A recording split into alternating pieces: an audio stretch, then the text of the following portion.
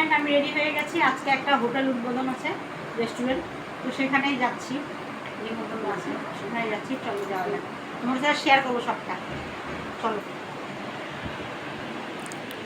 তো বন্ধুরা, ফাইনালি আমরা চলেই এলাম। এই হোটেলটার নাম হচ্ছে দ্য টেস্ট। রেস্টুরেন্টের খাওয়া দাওয়ার ভীষণ ভালো, ভীষণ টেস্টি। তো দেখো, এই রেস্টুরেন্টে আলাদা জায়গা ছিল, সেখান থেকে তুলে নিয়ে এখন অন্য জায়গায় করেছে। এখানের মানে আগে তো খেয়েছিলাম, এখানে রান্নাবান্না ভীষণ ভালো, ভীষণ টেস্টি। আর তোমরা যদি কোনো দিন এই উত্তরবঙ্গে আসো তাহলে এই রেস্টুরেন্টে ঢুকবে। আর এখানকার দামটাও একদম মানে মিনিমাম ঠিকঠাক আছে, দাম খুব একটা বেশি না, সব ঠিক আছে। এই হোটেলে কোনো দিন এদিকে এলে তোমরাও ঢুকবে, তার জন্য এটা দেখানো। তো দেখো, গিয়েছিলাম, সেখানে গিয়ে দেখি চারপাশে বেশ ভালোই সাজিয়েছে, নতুন করেছে, ভালোই লাগছিলো।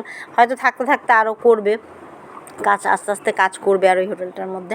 তো দেখো, চারপাশে অনেক লোকজন চলে এসেছে। তো সবাই যে যার মতো, ওখানে বুফে সিস্টেম করেছিল, তো যে যার মতো নিয়ে নিয়ে খাওয়া দাওয়া করছে।